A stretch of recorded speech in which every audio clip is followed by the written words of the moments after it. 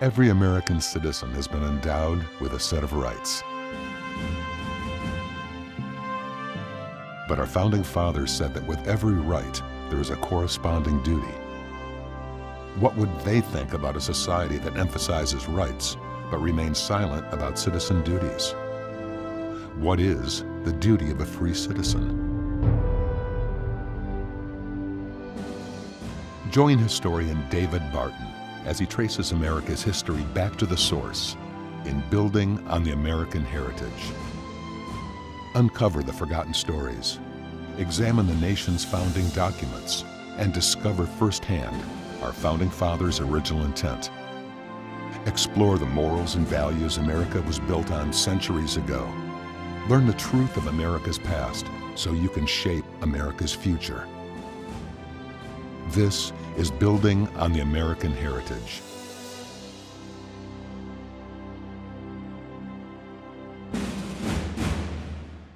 Well, David, we all love our freedom. We love enjoying the blessings of liberty. But with those blessings, there also comes a burden or a responsibility to do something about it. Kind of playing your role to make sure that that freedom's not only something I enjoy, but you get to enjoy it and our next generation gets to enjoy it as well. Our founding fathers who gave us these rights, or at least secured them to us, they were rights given by God, and the founding fathers secured them. They said to every right, there's a commensurate duty. So if we have a right to free speech, which we do, we also have the duty to be honest in what we say and be truthful and be accurate. And we got a right to free speech, but there's a duty that goes with it.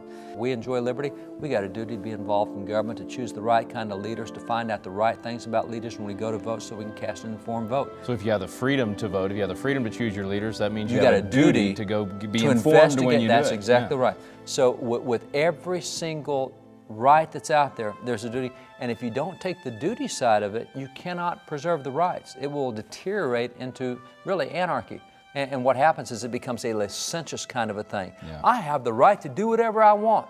No, you don't.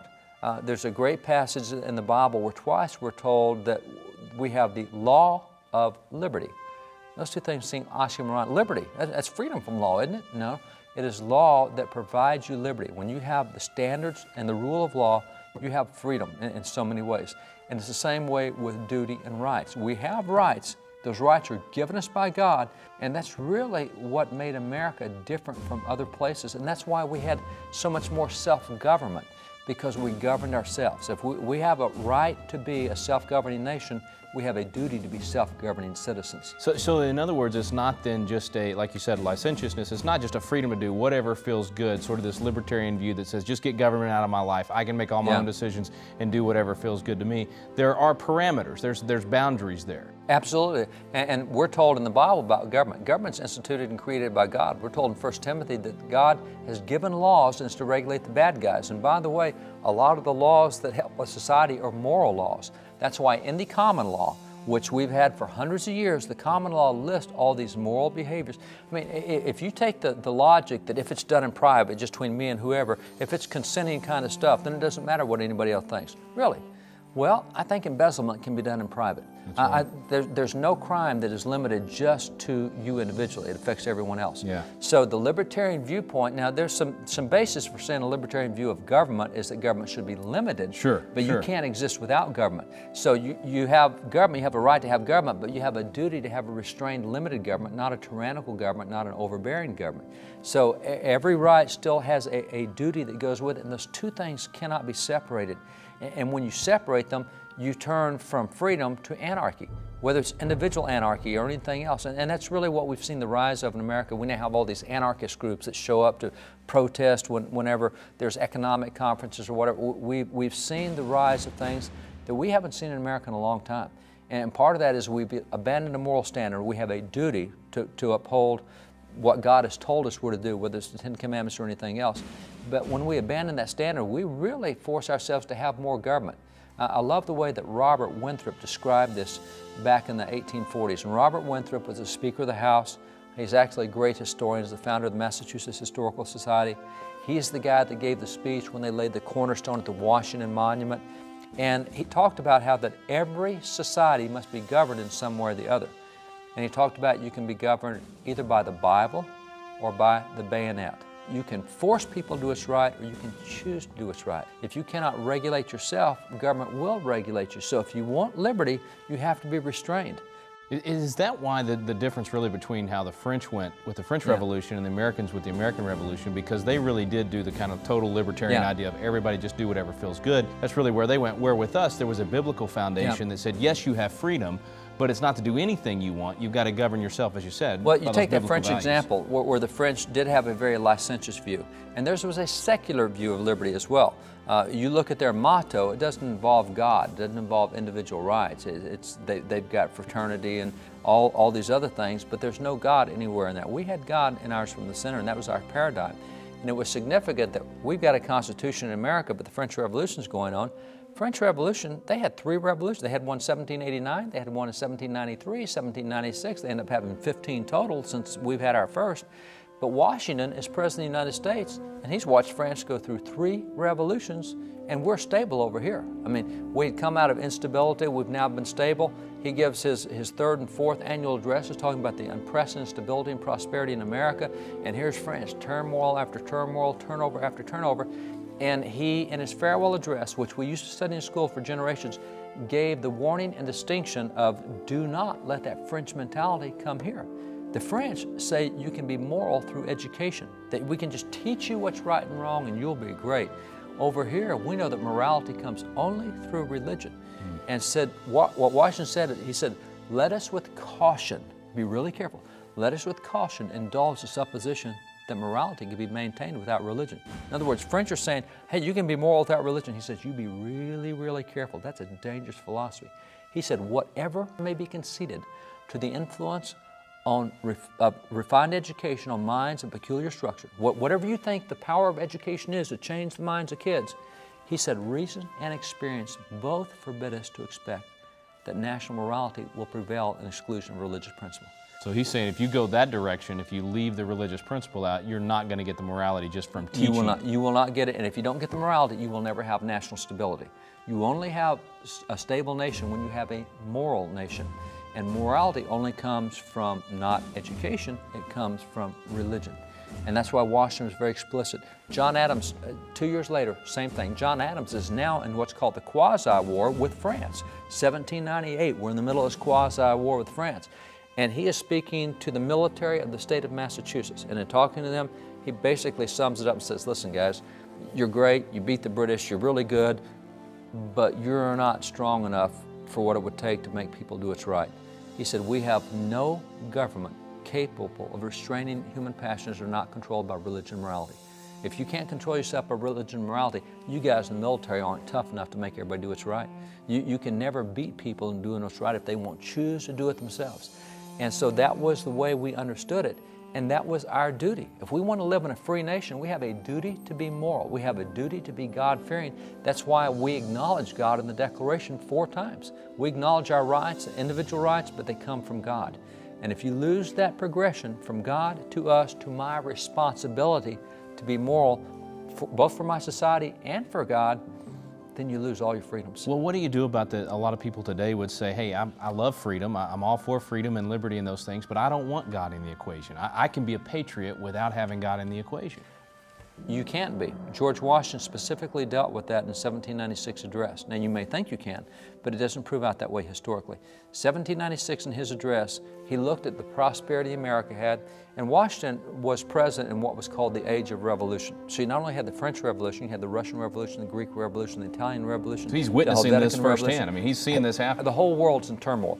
And he's over here and saying of all the habits and dispositions that lead to political prosperity, of everything that makes our politics prosper, he said religion and morality are indispensable supports. Now, religion and morality is what makes us different. He said, in vain would that man claim the tribute of patriotism who should labor to subvert these great pillars. So he's saying you cannot be a patriot. He said, I won't even let you call yourself a patriot if you try to separate religion and morality out of it. Wow. That's what he's saying.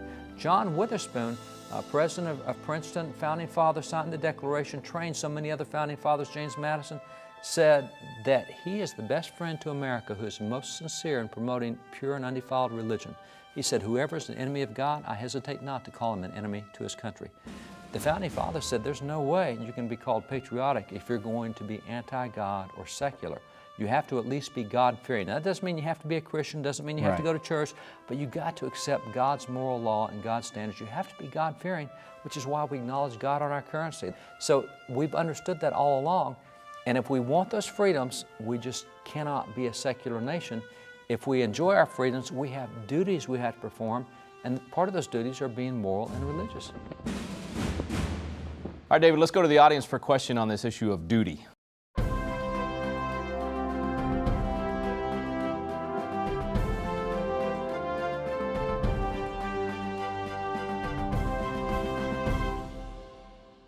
Why does it seem that so many more Americans were willing to sacrifice in earlier generations? Well, that's true. You think about the founders' lives, fortune, sacred honor. You think about the World War II generation, those that served in Korea, Vietnam, right on down the line. It does seem like prior generations gave more.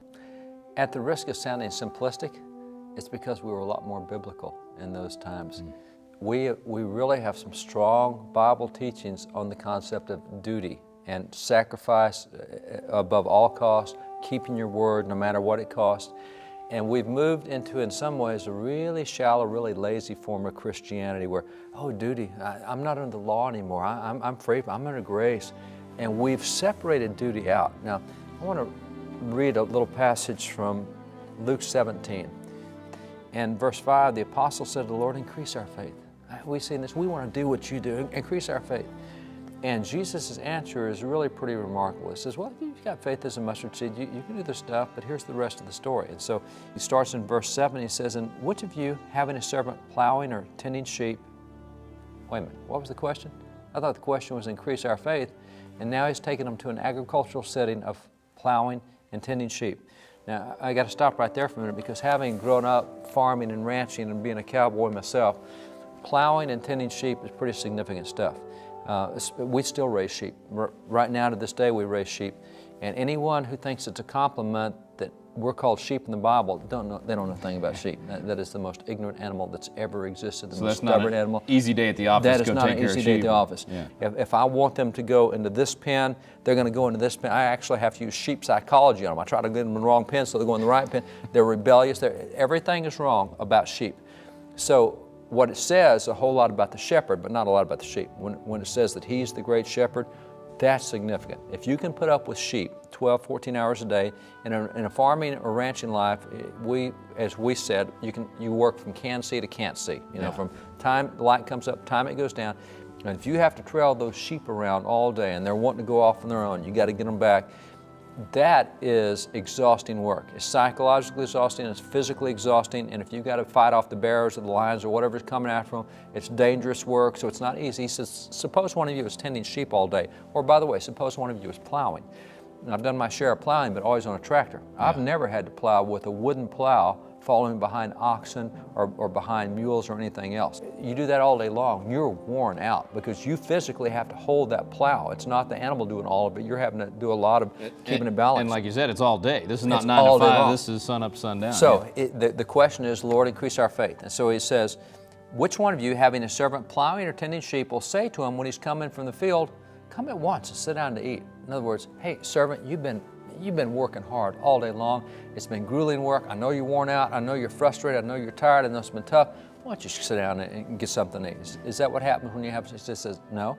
He says, will he not rather say to him, hey, prepare my supper.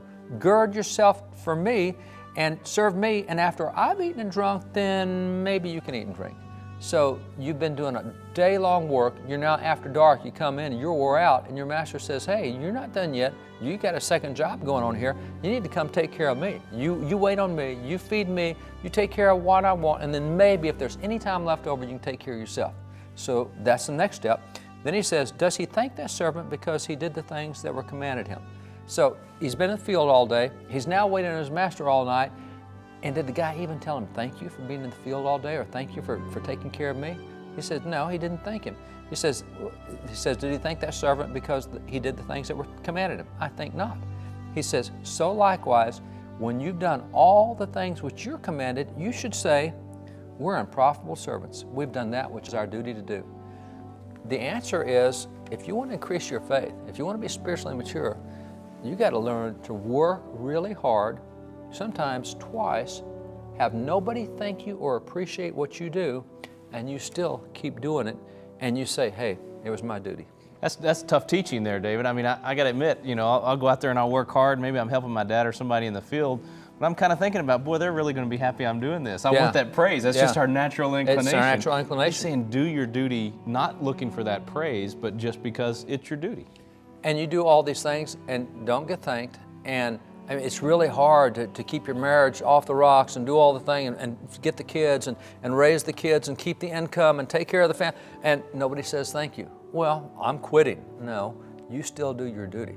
Even if nobody appreciates it, if nobody tells you, you still go out there and work your tail and you work really, really hard. Now that's the kind of biblical teaching that we instilled in previous generations. That's why the word duty was a big thing in previous generations. If you read the Founding Fathers' writings, you will find the word duty all over the place. Now military still teaches the concept of duty, but they're probably about the only institution left in America that does. We don't teach it in the family. You can't get involved in adultery. You have a duty to be faithful. Well, we don't teach that. Well, they must have also been really teaching that within the church and the family because we didn't have a military yet. That's and right. Yet when they were called upon, when the Declaration of Independence was signed, hey, people came out of the woodwork to say, I'll be part of it. That's exactly right. They had a sense of duty. They had a sense of duty. And see, this is the other thing significant, even in the political realm. We used to call them public servants. We now call them public officials, and that's a terrible thing. We don't want officials. We want servants, public servants. And this is probably shocking for a lot of folks, but the way we used to choose political officials was we went into the ballot, at the time of the Founding Fathers, we went into a ballot box with a blank piece of paper. And we would say, for Senator, I want Rick Green for Senator. I'll write that down. So there weren't names on the list. You went in and said, these are the people I think These are the people I want. And then they would get all the ballots, count them all up, and said, oh, look, Rick Green got more requests than anybody else. They want you to be our mayor. And they go, Rick, the people said they want you to be mayor. Will you be mayor? They would not allow you to say no because of what we taught. And Benjamin Rush is a great example, this signer of the Declaration.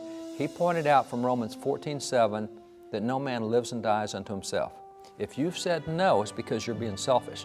You're saying, my life is mine. My life belongs to what I want to do. If they have called you to serve them, you can't say, no, I'm not going to serve you. And that was characteristic of so many Founding Fathers. They didn't want to be in public life, but the people called them to it. They weren't putting themselves out there. They weren't saying, hey, I'll be your leader. As a matter of fact, Sam Adams and Noah Webster and so many others said if a person puts themselves forward for office, they're instantly disqualified. Wow. If you try to push yourself in office, we don't want you. That may be why, sometimes we hear, where's Washington, where's Adams, where are the great leaders that we had of yesterday? And you got to go find them and shove them forward. Yeah. And you think of his humility, Washington, how many times he stepped down when he could have been king That's right. if he wanted and to. How many times did he resign? Yeah. He kept resigning and people kept sending but him when back. they called him, he said, it's my duty, I'll go do it. Well, Patrick Henry's a great example. Patrick Henry, great founding father, governor of Virginia, was elected governor 4 times. And every time, blank ballot kind of thing, and the people said, we want Patrick Henry. And after the 4th time, Henry said, everybody listen, really, really good. I don't want to be governor again. I got 19 kids, I got 81 grandkids. I want to be home in Orange, Virginia. I want to be with the kids because he loved to play the fiddle with the kids. And I want to be home. Don't do this again. And they elected him for a 5th time to office, and he went back. I mean, wow. it was the kind of thing where if they call you, you can't be selfish. And so that concept, if your country calls you, I'm going to World War II, and it's a tough thing. If I'm called in the Civil War, I'm going to bat. I have to sacrifice that and be a servant, and that's why previous generations were so different from this generation, is we had a concept of duty, and we taught a concept that if you're not doing your duty, it's because you're selfish. All right, David, let's get another question from the audience.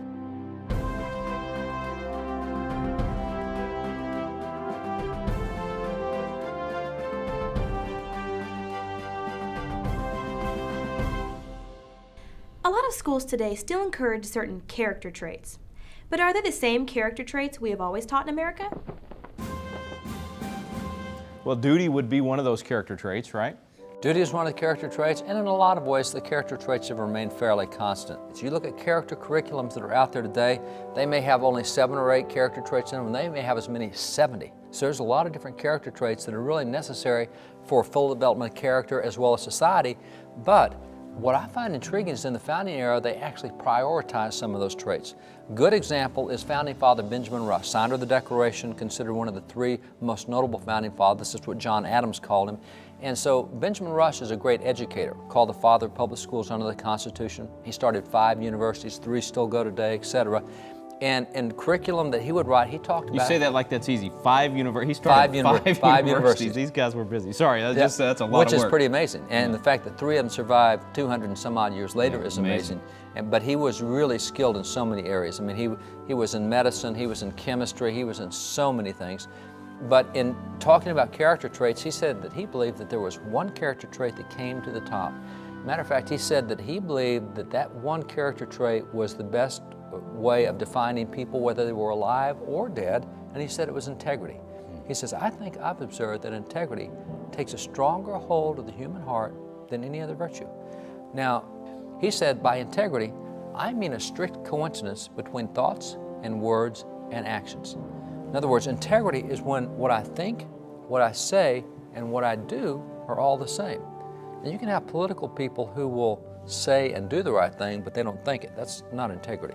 Integrity at all levels is when I think, when I say, and I do the same thing. That integrity is very, very significant. I love the way that you tie it back to Psalms 15, verses 1 and 4. In that particular passage, Psalm 15, 1 and 4, there's a question asked by David. It says, Lord, who'll abide in thy holy hill? Who'll dwell in thy tabernacle? God, who's going to be with you? Answer in verse 4, he that keeps his oath even to his own hurt. In other words, when you give your word, you'll keep your word no matter how much it hurts you. Now that trait of integrity is what we see throughout the Founding Fathers.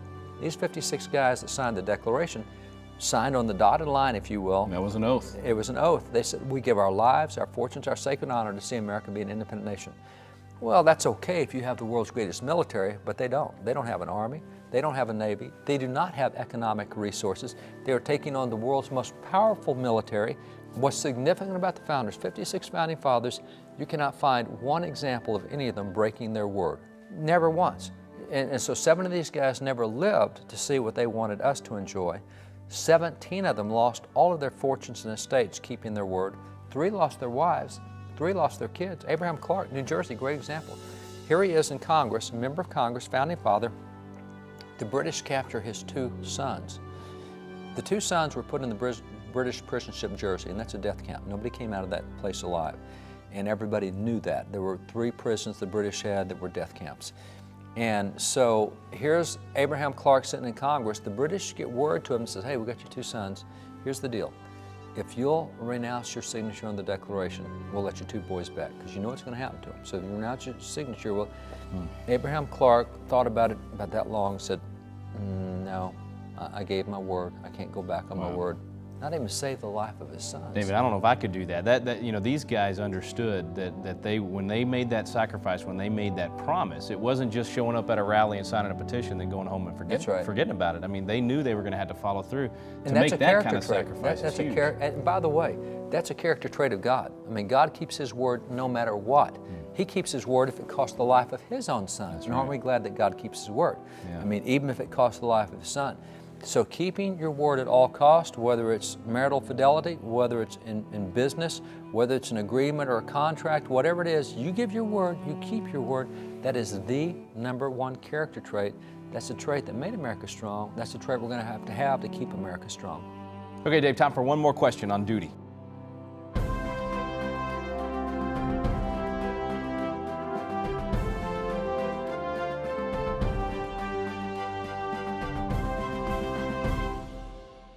Aside from voting, how else can I be involved in the civil arena? Sometimes it's a challenge just to get people to vote. Now we're getting people asking, okay, I can vote, what else can I do? Well, probably the answer to that is a twofold approach, and sometimes it's both. But you have to understand there's a difference between politics and policy. Politics is the means whereby you elect someone to office. Policy is the process whereby you make the laws and make the policies after that person's elected. And a lot of times the 2 things do not touch. Like a congressional guy will have 2 separate staffs. I mean, if you're elected to the House or the Senate, you'll have a policy staff and you'll have a politics staff.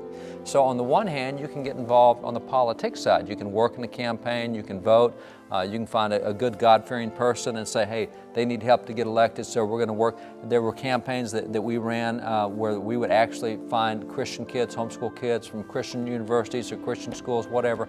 And in the last 14 days, 10 days of a campaign, we specifically looked at national races where someone would be 1 point up or 1 point down really close. And we'd take 100 Christian kids and would bus them into that campaign, and they'd spend 2 weeks there, or maybe a week there, and they would work, they'd pass out literature, they'd make calls, they would stand on the corners with signs, whatever. Because that's one that's close enough where a big push like that That's can right. get your candidate over the 100 hump. Christian kids, and we won 5 out of every 6 races doing that. So it was enough to push it. That's a really big deal. If you've got a godly person who'll go into the U.S. Senate or the House of Representatives, I mean, get involved in their campaign. And that's sometimes young people that aren't even old enough to vote yet. That's you're right. talking about. Oh, So they don't can have to be still voters at all. influence You it. betcha. Yeah. They can be 12 years old and be sticking stamps on envelopes. Everybody can get trained for that really early. But sometimes we think that's the end of it for us as citizens. If I vote or I influence the election, once the election's over, now there's nothing I can do because they're in session. Is that true? Not true. That's where you go down to your local state rep or state senator. You go down to your congressional office and say, hey, I've got an hour a week I'd love to give you guys. It's unbelievable how they'll respond to that, how impressed they are. Oh man, yeah, if you'd take this mail or look at this or look at these phone calls or maybe call this guy back and tell him this, it makes and then what it does is it creates a relationship with you and that member. And when you have a relationship, you have a louder voice than when you don't have a relationship. That's right. And so that's an easy thing to do on the policy side. So you can get involved in the politics side or the policy side, or you can do something like recruit someone to run for office. Yeah. You know, that school board's got to change. And I know a guy I go to church with that'd be really cool on the school board, and he'd be the deciding vote or whatever. Recruit someone for school board or for state rep or for mayor or city council or public utility district that you recognize in them the potential to be a great leader. You got to do this. We need you. I mean, you're exactly what we want on city council or whatever. Or So you may recruit be the people. one that they're Exactly. coming to, right? I mean, you said earlier, you Exactly. were talking about how the founding fathers were willing to go. They were willing to sacrifice when That's called right. upon. So if somebody watching right now is the one that others are coming to saying, hey, you'd be really good at school board or whatever, be willing to say Don't yes. blow it off and say, oh, no. Don't be selfish. Your life doesn't belong to yourself. If you can serve your community, if you can serve constituents and be a servant, be a God-minded servant, that's exactly what you want to do. So there's a lot of ways to be involved. Sometimes it's a matter of looking at legislation and letting people in your church know, hey, you need to call about this bill or right. about this issue. Sometimes it's creating voter guides for people. I know people that live in a community, and they will look at everybody on the ballot and they'll go down and say, well, I'm going to vote for these guys, and then they'll copy that and they'll pass it out to every neighbor. Say, you may not know who's in this election, but I've really studied all these guys, and let me show you who I'm going to vote for. And neighbors love recommendations They like do. that. And David, we should share with our viewers, ChristianVoterGuide.com is a great That's true. resource for people if they want to fulfill Whatever that role, state you're in. want to be the one sharing it. That's you can right. go to that particular website and click on your state. You get a voter's guide for your state, and you can pass that out to all your neighbors, which is good information. It's like rebuilding the wall with Nehemiah. There's a lot of places on that wall. Not everyone's the same, and you don't have to look like everybody else that does it, and you're not rebuilding the same part. But find a place on the wall, get involved, and do something to rebuild the country.